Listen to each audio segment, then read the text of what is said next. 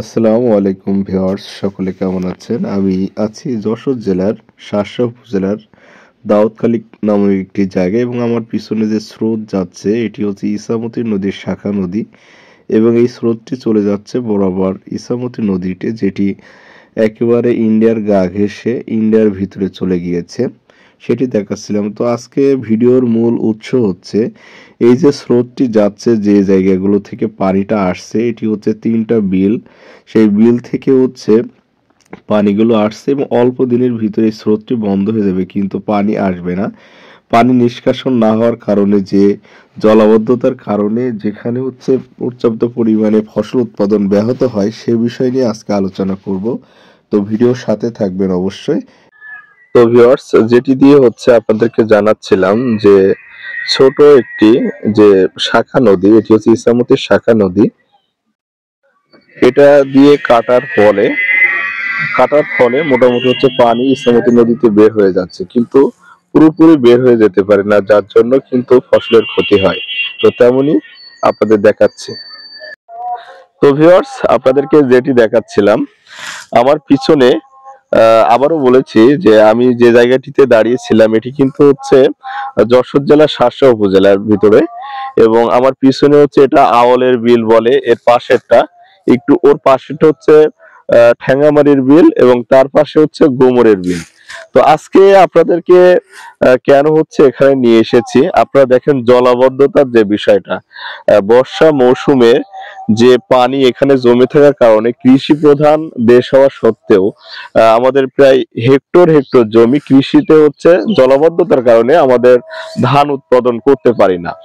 তো স্থানীয় প্রশাসন বিভিন্নভাবে হচ্ছে উদ্যোগ নেয় মাঝে মধ্যে যে এটা যদি সেচ দিয়ে দেয় তাহলে অবশ্যই এখানে হচ্ছে ধানটা হচ্ছে করা সম্ভব হয়। তো সামনে হচ্ছে আবারও ইরি ধানের মৌসুম আসতেছে।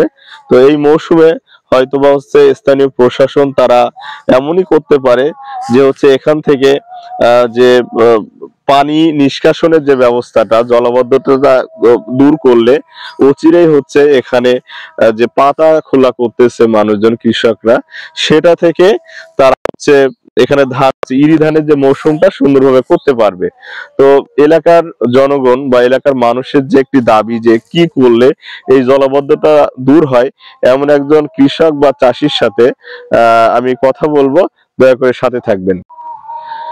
তো ভিউয়ার্স, আপনাদেরকে যেটা বলছিলাম, আমার এক চাচার সাথে পরিচয় হব। তার আগে হচ্ছে একটু দেখাই, একটু আপনারা পিছনে দেখবেন, এটি কিন্তু হচ্ছে উঁচু জমি। এই উঁচু জমিতে বিভিন্ন শীতকালীন যে সবজি, যেমন ওল, তারপর কালি, পাতাকপি, বাঁধাকপি, সরিষা, এগুলো কিন্তু উঁচু জমিতে হয়। এগুলো হচ্ছে পানি পাইলে কিন্তু হবে না। তো তেমনি হচ্ছে এই যে নিচু জমিতে কেন হচ্ছে ফসল উৎপাদন ব্যাহত হয় এই অঞ্চলে, সেটি জানার জন্য হচ্ছে এখন এক কাকার সাথে। ভালো আছেন? আসসালামু আলাইকুম। ওয়ালাইকুম আসসালাম। ভালো আছেন না কাকা? আপনার নাম? আমার নাম মোহাম্মদ শাহ আলম। শাহ আলম। আচ্ছা, এই বিলটার নাম কি বলে? এই বিলটা আপনার মূলত এই আপনার আওয়ালি কুড়ো বলে আর কি এইটা। আচ্ছা। আর রাস্তার ওপিটতে এই যেখানে কালবান মতো আছে ওপিটতে ওটা হলো ঠ্যাঙ্গামারি বিল। আচ্ছা। ওই পাশে আছে হইলো আপনার কাইবা পাঁচ কাইবা, ওই বিল হয়ে আপনার চলে গেল আপনার ওই সোনাই পানে। আচ্ছা। কিন্তু ওখানে যে ওই কালভার্ট দুটো ছোট হওয়ার কারণে আপনার পানিটা ওখানে টেনে পারে না। এই যে এখন তো কোনোভাবে এখানে ধান, মানে ইরি ধান করা কি সম্ভব? আপনার এই পানি যদি টানে তাহলে ইরি ধান হবে, না হলে ওই পানি। তাহলে এখন এই পানি টানার জন্য গতবার আমি কয়েকবার দেখেছি বা শুনেছি যে স্থানীয় প্রশাসন দিয়ে পানি নিষ্কাশন করে। তো এরকম কি এবারও সুযোগ সুবিধা আছে কি মনে করেন? এরকম সুযোগ সুবিধা বলতে আপনার যদি আপনার সোনাইতে যদি পানি টানে, আচ্ছা, যে আমাদের এই বিলি পানিটা যদি সোনাইতে যদি টানে তাহলে ধান করা সম্ভব।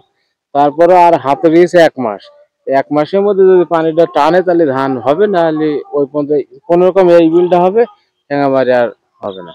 ও আচ্ছা আচ্ছা, এটা অবস্থা। তো ভিউয়ার্স, হচ্ছে আপনাদেরকে দেখাচ্ছিলাম যে আমার কৃষক কাকার সাথেই কথা বলেছি যে আমাদের দেশে প্রচুর কিন্তু জমি এভাবে পড়ে আছে অনাবাদি জমি হিসাবে, যে পানি নিষ্কাশনের সঠিক ব্যবস্থা না থাকায় কিন্তু ভালোভাবে ফসল উৎপাদন হয় না। তো স্থানীয় প্রশাসন থেকে দৃষ্টি আকর্ষণ করব, এই সমস্ত বিলগুলোতে খেয়াল খেয়াল করলে আমাদের আমার মনে হয় যেটি হচ্ছে এইগুলো যদি নিষ্কাশন দ্রুত করা হয়, চাষিরা তারা হচ্ছে পাতা ফেলে এখানে ইরি ধানের দিকে মনোযোগ হতে পারবে, এবং যে বাংলাদেশের যে হচ্ছে চাউলের যে চাহিদাটা কিছুটা হলেও হচ্ছে কমবে। তো অসংখ্য ধন্যবাদ আপনাদের, এটি দেখাতে চেয়েছি।